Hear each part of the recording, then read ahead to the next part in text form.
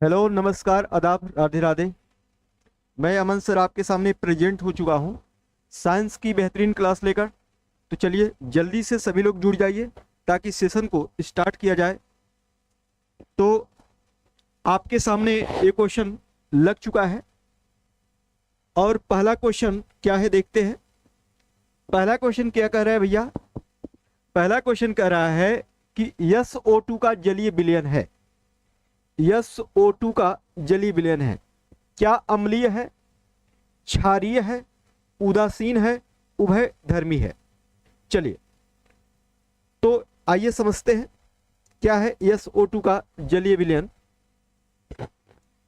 देखिए ये कहना चाहते हैं, जैसे यहां पर सल्फर की बात करें भैया, तो सल्फर है क्या? तो सल्फर यह एक अधातु है। सल्फर क्या है? अधातु है, ठीक है। और जो अधातुओं के ऑक्साइड होते हैं ना, जो अधातुओं के ऑक्साइड होते हैं, अधातुओं के ऑक्साइड भैया अम्लीय होते हैं। अधातुओं के ऑक्साइड क्या होते हैं? अम्लीय होते हैं, ठीक है। अधातुओं के ऑक्साइड क्या होते हैं? अम्लीय प्रकृति के होते हैं, अम्लीय प्रकृति के होते हैं। यदि यदि इसी सल्फर डाइऑक्साइड को, सल्फर डाइऑक्साइड का जो जलीय विलयन है यानी H2O से क्रिया कराएं तो क्या बनेगा भैया? H2SO4 बनेगा। और H2SO4 बनेगा तो H2SO4 है क्या? यह एक अम्ल है, यह एक क्या है? अम्ल है। और अभी तक इस क्वेश्चन का जवाब आपको मिल चुका होगा कि SO2 का जो जलीय विलयन है एक ऐसा होगा, अम्लीय होगा, एसिडिक नेचर का होगा, इसकी pH वैल्यू 7 से क्या होगी? कम होगी, ठीक है। चलिए आइए अगले क्वेश्चन की बात करें। अगला क्वेश्चन आपके सामने स्क्रीन पर ये रहा। कहा जा रहा है कि केंद्रक के अतिरिक्त किस कोशिकीय अंगक में DNA होता है? क्या राइबोसोम में होता है, गाल्जी कॉम्प्लेक्स में होता है, माइटोकांड्रिया में होता है, लाइसोसोम में होता है? चलिए तो DNA है क्या? DNA का मतलब होता है ribose nucleic deoxy ribose nucleic acid होता है। DNA का जो पूरा नाम होता है क्या भैया? डीऑक्सो राइबोज न्यूक्लिक एसिड होता है। डीऑक्सो राइबोज न्यूक्लिक एसिड होता है। डीऑक्सो राइबोज न्यूक्लिक एसिड होता है, ठीक है। न्यूक्लिक एसिड होता है। और यह है क्या? तो यह एक आनुवंशिक पदार्थ है। यह एक क्या है भैया? आनुवंशिक पदार्थ है, ठीक है। और यह वास्तव में पाया कहां जाता है? तो यह पाया तो जाता है केंद्रक में। यह पाया तो जाता है कहां भैया? केंद्रक में पाया जाता है, न्यूक्लियस में पाया जाता है, ठीक है। केंद्रक में पाया जाता है। लेकिन केंद्रक के अलावा कहीं ये पाया जाता है तो माइटोकांड्रिया में पाया जाता है। कहां पाया जाता है? माइटोकांड्रिया में। और माइटोकांड्रिया को आप सूत्रकणिका बोलते हैं, और माइटोकांड्रिया को आप क्या बोलते हैं? पावर हाउस ऑफ सेल बोलते हैं। क्या बोलते हैं भैया इसे? पावर हाउस ऑफ सेल कहते हैं, पावर हाउस ऑफ सेल कहते हैं, ठीक है। चलिए और इस तरीके से इस क्वेश्चन का सही जवाब क्या हो जाएगा? ऑप्शन सी बोले तो क्वेश्चन नंबर 2 का तीसरा ऑप्शन सही है। चलिए आइए अगले क्वेश्चन की बात करें। अगला क्वेश्चन ये बोल रहा है कि जो व्यक्ति एस्कॉर्बिक अम्ल वाला अधिक आहार लेते हैं उन्हें कौन सा रोग नहीं होता है? एस्कॉर्बिक अम्ल वाला जो आहार लेते हैं उन्हें कौन सा रोग नहीं होता है? और एस्कॉर्बिक अम्ल का मतलब क्या होता है? एस्कॉर्बिक अम्ल का मतलब ये हुआ कि यह विटामिन सी का रासायनिक नाम है। विटामिन सी का क्या है? यह रासायनिक नाम है। यानी विटामिन सी की कमी से एक रोग होता है जिस रोग को आप क्या बोलते हैं? स्कर्वी रोग बोलते हैं। इसे क्या बोलते हैं भैया? स्कर्वी रोग बोलते हैं। और स्कर्वी रोग में होता है क्या? तो यह मसूड़ों से खून आने लगता है। इस रोग को नाविक रोग भी कहते हैं। इस रोग को क्या बोलते हैं भैया? नाविक रोग भी कहते हैं। और नाविक रोग इसलिए कहते हैं, नाविक रोग इसलिए कहते हैं कि वास्को डिगामा के साथ आए जितने भी व्यापारी थे उनमें से ज्यादातर लोगों को यह रोग हो चुका था। और यही कारण है कि इसे नाविक रोग कहा जाता है। क्या कहा जाता है भैया? नाविक रोग कहा जाता है। किसको? स्कर्वी रोग को।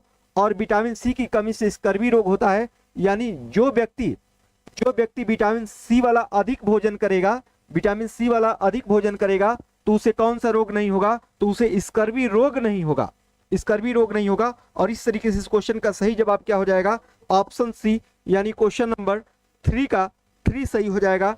बाकी और विकल्प की बात करें तो विटामिन डी की कमी से, विटामिन डी की कमी से रिकेट्स रोग हो जाता है, विटामिन बी3 की कमी से, विटामिन बी3 की कमी से पेलाग्रा रोग हो जाता है, और विटामिन बी1 की कमी से बेरी बेरी रोग हो जाता है। और विटामिन बी3 को आप नियासिन के नाम से जानते हैं। किसके नाम से जानते हैं भैया? नियासिन के नाम से जानते हैं, नियासिन के नाम से जानते हैं। ओके, विटामिन बी1 को आप थायमीन के नाम से जानते हैं। किसके नाम से जानते हैं? थायमीन के नाम से जानते हैं। विटामिन बी1 को थायमीन के नाम से जानते हैं, ठीक है। विटामिन डी को आप क्या बोलते हैं भैया? कैल्सीफेरॉल कहते हैं, कैल्सीफेरॉल कहते हैं। क्या बोलते हैं भैया? कैल्सीफेरॉल। और इस तरीके से इस क्वेश्चन का सही जवाब आपको क्या मिल रहा है? इस क्वेश्चन का सही जवाब हो जाएगा स्कर्वी।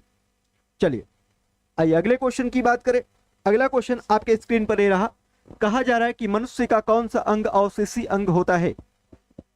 क्या कड़पल्लव पेशियां होती हैं, कड़पल्लव होते हैं, क्षुद्रांत्र होते हैं, दांत होते हैं? चलिए, तो अवशेषी अंग की बात करें तो अवशेषी अंग होते हैं जो ज्यादातर काम में नहीं लाए जाते हैं, जो ज्यादातर काम में नहीं लाए जाते हैं, जो अभी कार्य नहीं कर रहे हैं, जो अभी कार्य नहीं कर रहे हैं। तो जो अंग पहले कार्य कर रहे थे लेकिन अभी कार्य नहीं कर रहे हैं, ऐसे अंगों को आप अवशेषी अंग कहते हैं। ऐसे अंगों को आप क्या बोलते हैं? अवशेषी अंग कहते हैं।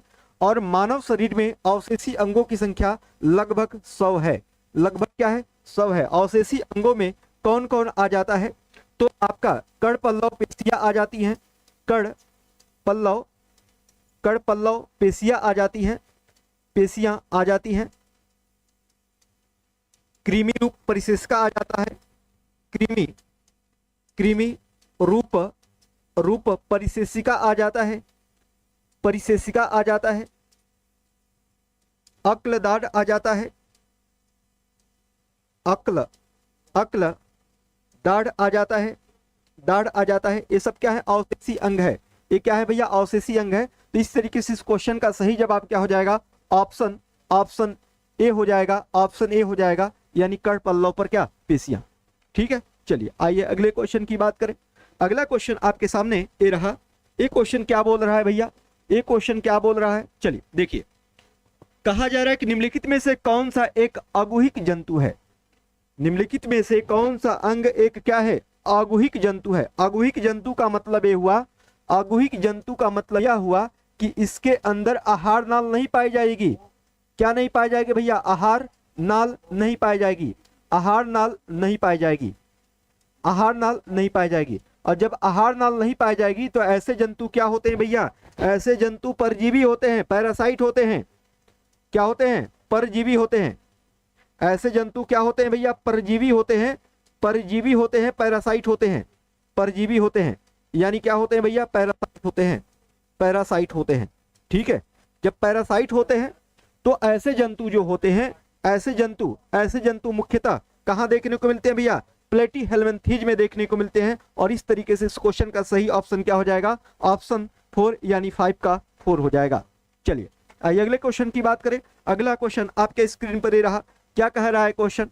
कह रहा है कि निम्नलिखित में से कौन सा प्रोटीन नहीं है? क्या हिपेरिन नहीं है, केराटिन नहीं है, फाइब्रोइन नहीं है, एल्बुमिन नहीं है? चलिए इस क्वेश्चन का ऑप्शन बताने की आप कोशिश करिएगा। चलिए, ये क्वेश्चन का सही ऑप्शन क्या होना चाहिए? देखिए, नियम यह कहता है कि जो प्रोटीन होती हैं, प्रोटीनों के नाम में भी इन प्रत्यय आना चाहिए। प्रोटीनों के नाम में भी क्या आना चाहिए भैया? इन प्रत्यय आना चाहिए। और जो प्रोटीन को डाइजेस्ट करने वाली एंजाइम होती हैं, जो प्रोटीन को डाइजेस्ट करने वाली एंजाइम होती हैं, इन एंजाइम के नाम में भी क्या आना चाहिए? इन आना चाहिए, इन आना चाहिए। यहाँ पर हम देख रहे हैं कि हिपेरिन में भी इन है, केराटिन में भी इन है, और फाइब्रोइन में भी इन है, और एल्बुमिन में भी इन है। तो यहाँ पर प्रोटीन पहचानना क्या हो रहा है? मुश्किल हो रहा है। तो आपको बता दें कि आप जानते हैं कि जो हिपेरिन है ना, हिपेरिन शरीर के अंदर ब्लड का थक्का बनने से क्या करता है भैया? रोकता है। ब्लड का थक्का बनने बनने से रोकता है। बनने से क्या करता है भैया? रोकता है। और जब ब्लड का थक्का बनने से रोकता है, इसका मतलब ये हुआ कि यह एंटीकोगुलेंट एंजाइम है। यह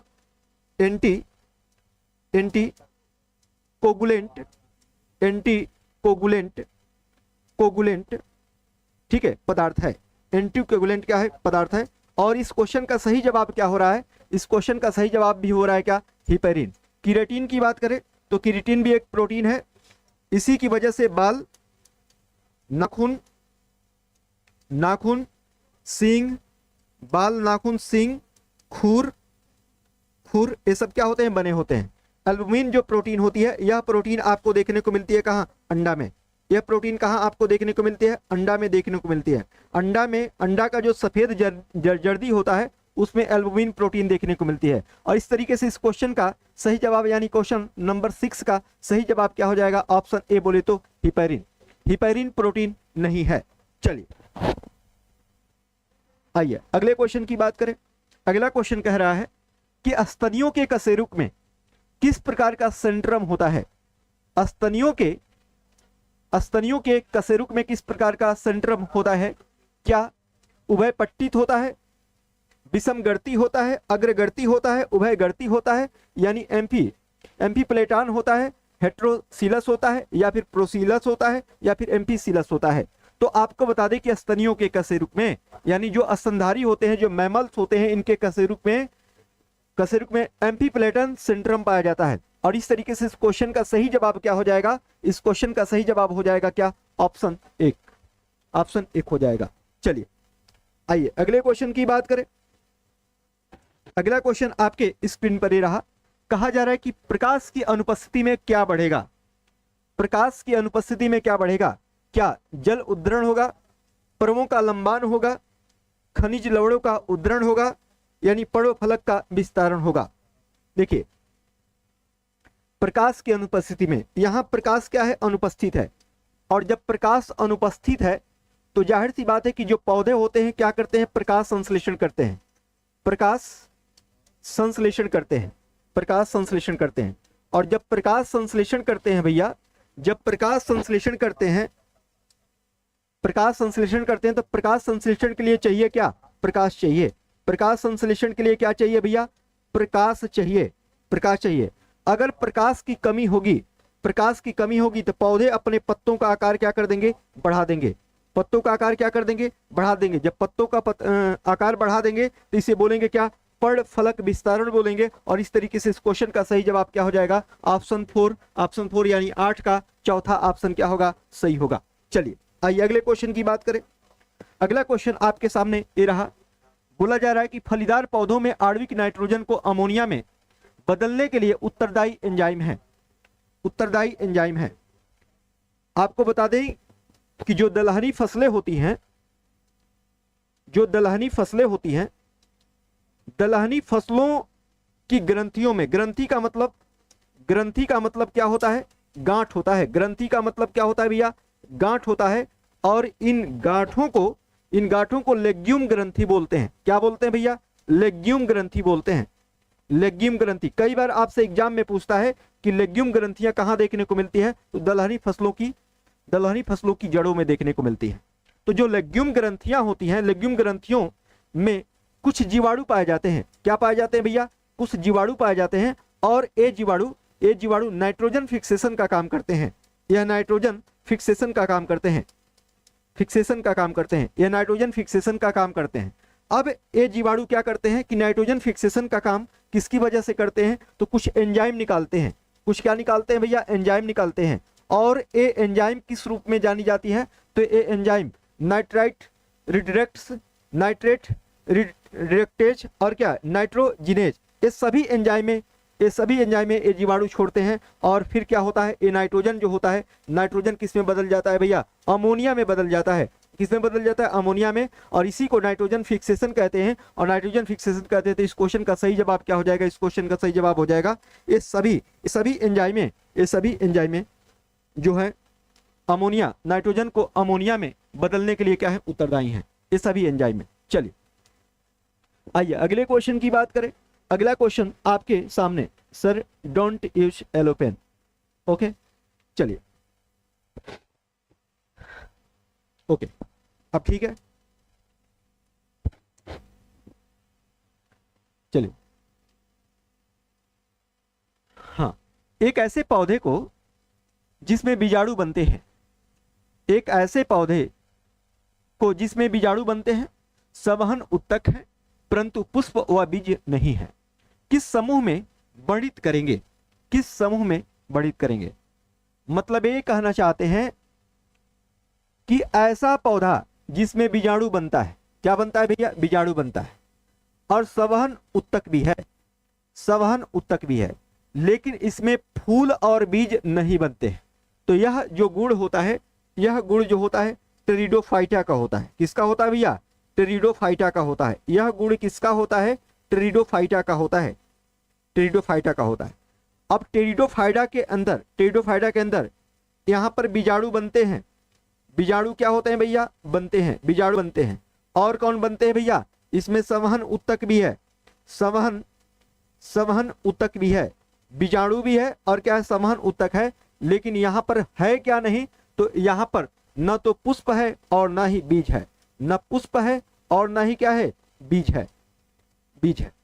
ठीक है, तो ऐसे पौधे, ऐसे पौधे, ऐसे पौधे कौन हो जाएगा भैया? टेरिडोफाइटा। और टेरिडोफाइटा जो होते हैं ये दो तरीके के होते हैं, दो तरीके के होते हैं। एक होता है क्या? स्पर्माटो, स्पर्माटो, स्पर्माटोफाइटा, स्पर्माटोफाइटा होता है, फाइटा होता है। और एक होता है भैया क्या? थाइलोफाइटा, थाइलोफाइटा, थाइलोफाइटा होता है। ठीक है, और जो स्पर्माटोफाइटा होता है यह ऐसे ऐसे टेरिडोफाइटा जो कहाँ पाए जाते हैं? स्थल पर पाए जाते हैं, लैंड पर पाए जाते हैं, इनको क्या बोलते हैं? स्पर्माटो, स्पर्माटोफाइटा बोलते हैं। और जो जल में पाए जाते हैं, जो जो टेरिडोफाइटा जल में पाए जाते हैं उनको थाइलोफाइटा कहते हैं। क्या बोलते हैं भैया? उनको थाइलोफाइटा कहते हैं। जब थाइलोफाइटा कहते हैं तो टेरिडोफाइटा, इस क्वेश्चन का सही जवाब क्या हो जाएगा? यानी क्वेश्चन नंबर 10 का सही ऑप्शन क्या हो जाएगा? Option 3 pteridophyta. ठीक है, चलिए अगले क्वेश्चन की बात करें। अगला क्वेश्चन आपके सामने ये रहा। ये क्वेश्चन कह रहा है कि एक अवतल लेंस से बनने वाला प्रतिबिंब होगा, एक अवतल लेंस से बनने वाला प्रतिबिंब होगा, सदैव वास्तविक होगा, सदैव आभासी होगा, सदैव उल्टा होगा, सदैव वस्तु से क्या होगा? बड़ा होगा। तो अवतल लेंस से बनने वाला जो प्रतिबिंब होता है ना, प्रतिबिंब जो होता है ना, यह क्या होता है? आभासी होता है। क्या होता है भैया? आभासी होता है, आभासी होता है। और वस्तु से क्या होता है भैया? वस्तु से छोटा होता है, वस्तु से क्या होता है? छोटा होता है, छोटा, आभासी और क्या होता है? छोटा, सदैव आभासी। इस तरीके से इस क्वेश्चन का सही जवाब क्या हो जाएगा? Option B. और जो अवतल लेंस होता है ना, अवतल लेंस का उपयोग कहां पर करते हैं? तो निकट दृष्टि दोष में करते हैं, निकट दृष्टि दोष में, निकट दृष्टि दोष में, निकट दृष्टि दोष में इस लेंस का क्या करते हैं? यूज करते हैं। निकट दृष्टि दोष में इस लेंस का क्या करते हैं? यूज करते हैं। ठीक है, चलिए आइए अगले क्वेश्चन की बात करें। अगला क्वेश्चन आपके सामने ये रहा। अगला क्वेश्चन क्या कह रहा है? चलिए देखते हैं। कहा जा रहा है कि दिए गए परिपथ में सेल से प्रवाहित धारा है, सेल का आंतरिक प्रतिरोध शून्य है। बोला जा रहा है कि सेल का आंतरिक प्रतिरोध शून्य है, तो सेल, दिए गए परिपथ में सेल से प्रवाहित धारा कितनी है? चलिए आपको बता दें कि सबसे पहले हम इसका तुल्य प्रतिरोध निकालेंगे। इसका हम क्या निकालेंगे भैया? तुल्य प्रतिरोध निकालेंगे। इसका हम तुल्य प्रतिरोध निकालेंगे। चलिए इसका तुल्य प्रतिरोध निकालने के लिए क्या हो जाएगा? 1/r इक्वल टू क्या हो जाएगा? 1/2 प्लस 1/2 हो जाएगा।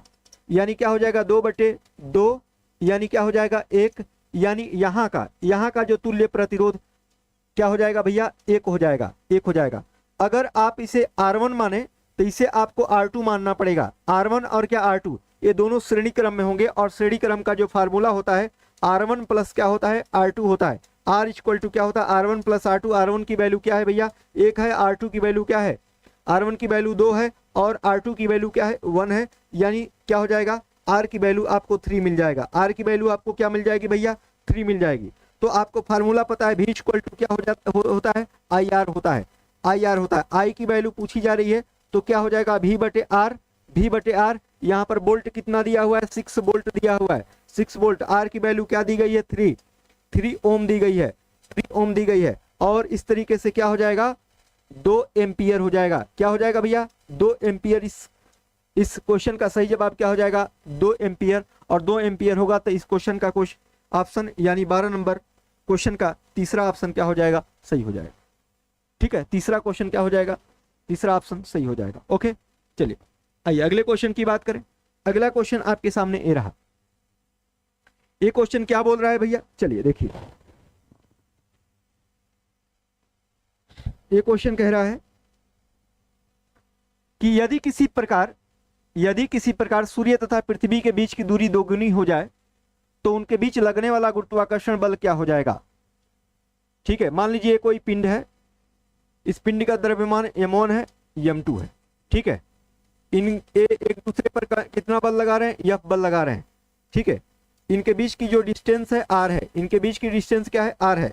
तो फार्मूला आपको पता है, F इक्वल टू क्या होता है, G capital G m1 m2 क्या होता है भैया, r स्क्वायर होता है। यहाँ पर न्यूटन का नियम काम करता है।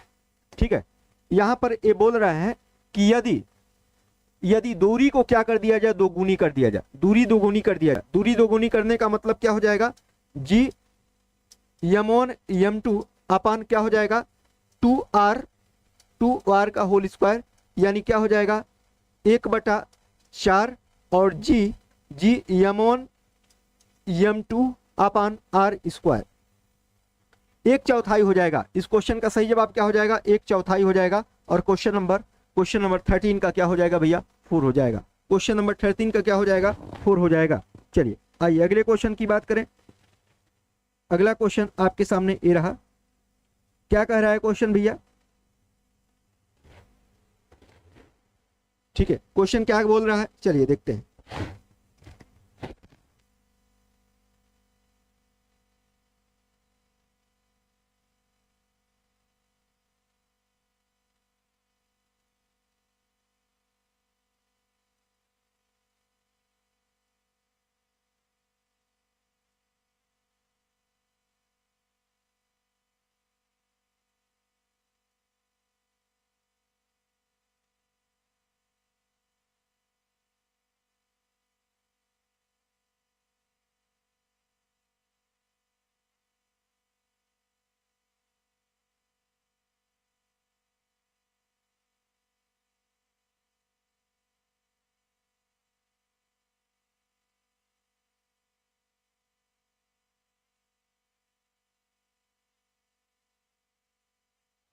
चलिए आइए अगले क्वेश्चन की बात करें। अगला क्वेश्चन कह रहा है कि CF में कौन सा संकर ऑर्बिटल प्रयुक्त होता है। CF3 होना चाहिए यहाँ पे, CF3 कौन सा संकर ऑर्बिटल प्रयुक्त होता है। क्या sp3 होता है, sp2 होता है, sp2d होता है। ये ऐसे होना चाहिए, sp2d होना चाहिए, sp3d होना चाहिए, d होना चाहिए। इस क्वेश्चन का सही जवाब क्या हो जाएगा, इस क्वेश्चन का सही जवाब हो जाएगा भैया चौथा। इस क्वेश्चन का सही जवाब क्या हो जाएगा, चौथा हो जाएगा। चलिए हाँ आइए अगले क्वेश्चन की बात करें। कहा जा रहा है कि मार्स गैस है, मार्स गैस है, तो मार्स गैस किसे कहते हैं भैया, क्या मेथेन को, एथेन को, प्रोपेन को, ब्यूटेन को। चलिए आइए अगले क्वेश्चन की बात करें। अगला क्वेश्चन मतलब इस क्वेश्चन का सही जवाब क्या हो जाएगा, इस क्वेश्चन का सही जवाब हो जाएगा ऑप्शन 1 यानी मेथेन। मेथेन को मार्स गैस बोलते हैं। इसे जुगाली गैस भी कहा जाता है, इसे जुगाली गैस कहते हैं, जुगाली गैस कहते हैं। इसे जुगाली गैस कहते हैं। इसे फायर डैम्प कहा जाता है, फायर डैम्प कहा जाता है, डैम्प कहा जाता है। मार्स गैस यानी दलदली गैस भी कहा जाता है। तो इस तरीके से इस क्वेश्चन का सही जवाब क्या हो जाएगा, 15 का 1 हो जाएगा। चलिए आइए अगले क्वेश्चन की बात करें। अगला क्वेश्चन कह रहा है कि जंग लगना एक प्रक्रिया है, जंग लगना एक प्रक्रिया है। तो आपको बता दें कि जो जंग लगना है यह एक ऑक्सीकरण प्रक्रिया है। एक ऐसी प्रक्रिया है भैया, ऑक्सीकरण प्रक्रिया होता है। इसमें क्या होता है, इसमें क्या होता है कि ऑक्सीकरण प्रक्रिया में ऑक्सीजन जुड़ता है और हाइड्रोजन का क्या होता है, ह्रास। ऑक्सीजन जुड़ता है और हाइड्रोजन व इलेक्ट्रॉन का क्या होता है, ह्रास होता है, इलेक्ट्रॉन का ह्रास होता है। ठीक है, चलिए आइए, तो अगले क्वेश्चन का मतलब इस क्वेश्चन का जवाब क्या हो जाएगा, ऑप्शन 2। ठीक है, चलिए, कह रहा है कि पेट्रोलियम का शुद्धिकरण किया जाता है क्या, सरल आसवन द्वारा, प्रभाजी आसवन द्वारा, भाप आसवन द्वारा, निर्वात आसवन द्वारा। चलिए इस क्वेश्चन का जवाब बताइए।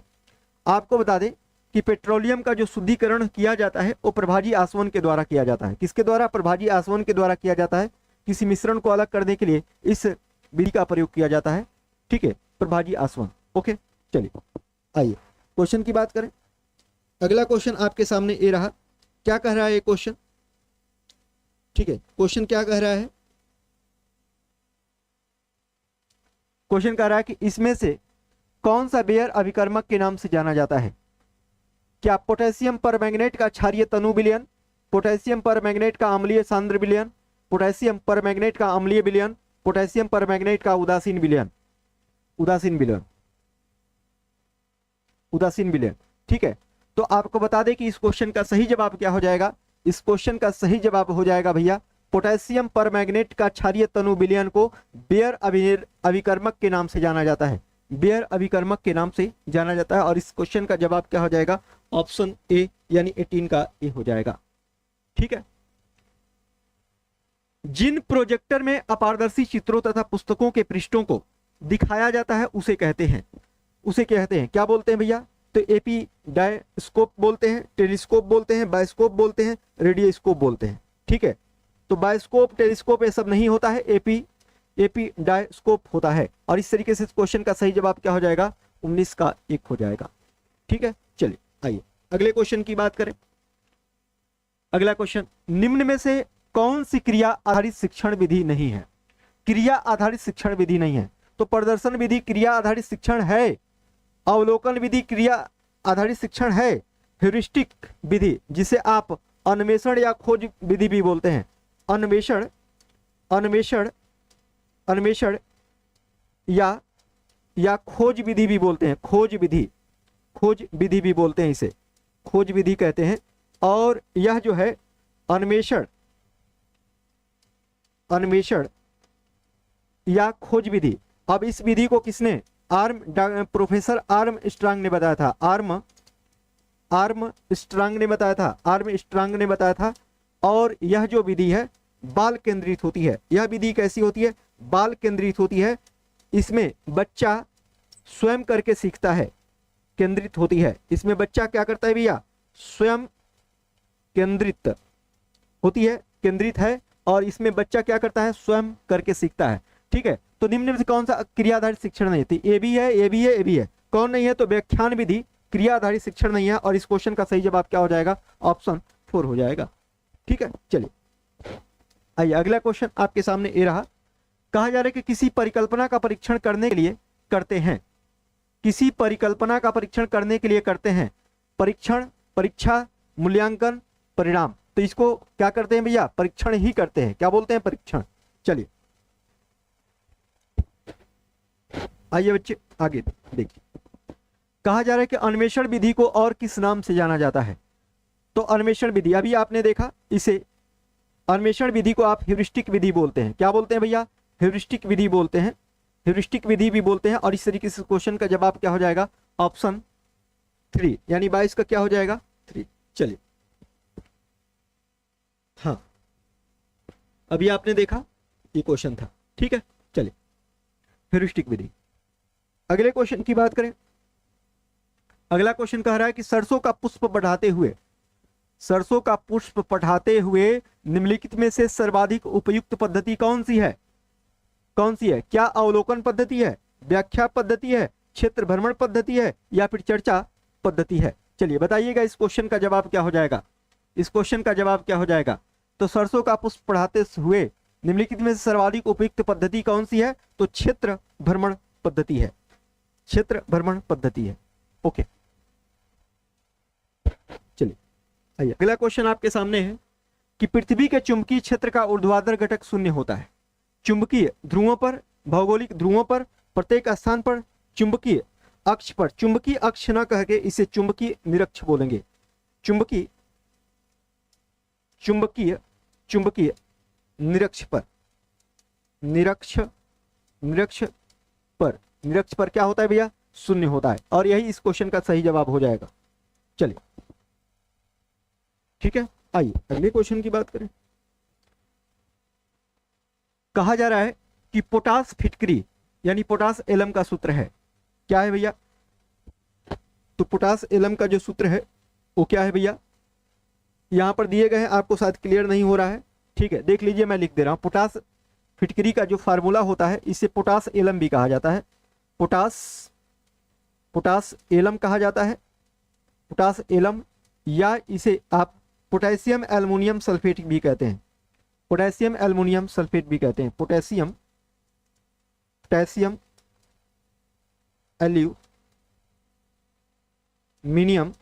एल्युमिनियम सल्फेट कहते हैं, सल्फेट कहते हैं, पोटेशियम एल्युमिनियम सल्फेट कहते हैं। और इस क्वेश्चन का जवाब क्या हो जाएगा, ऑप्शन 4, और इसका फार्मूला क्या है भैया, लिख दे रहे हैं K2SO4 Al2SO4 का थ्राइस 24 H2O, ठीक है, H2O ये फार्मूला है, ठीक है। चलिए आइए अगले क्वेश्चन की बात करें। अगला क्वेश्चन आपके सामने ये रहा, ठीक है, देखिए यूपी टेट 2026 जूनियर लेवल संघर्ष बैच स्टार्ट हो चुका है, ठीक है। अगर आप को किसी क्वेरी के लिए संपर्क करना हो तो इस नंबर पर आप क्या कर लीजिएगा, संपर्क कर लीजिएगा।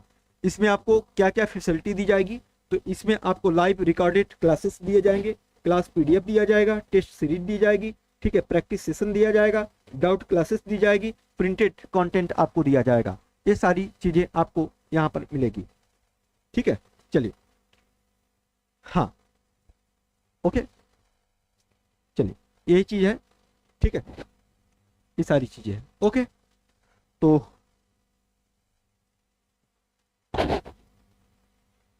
ठीक है, आवर कोर्स यानी हमारे कौन कौन से कोर्स अभी चल रहे हैं, तो TGT, PGT, LT, GIC, EGC, net, GRF, ये सारे कोर्सेस हमारे यहाँ क्या कर रहे हैं, चल रहे हैं, ठीक है। सी टेट, इधर UP TET, S TET, DSSB, BPSC, KBS, NBS, EMRS, ये सारे कोर्सेस की क्लासेस यहाँ पर क्या होती है, चलती है, ठीक है। चलिए हाँ, भरोसे का प्रतीक, thank you for watching, thank you. चलिए तो आज की क्लास बस इतना ही, ओके।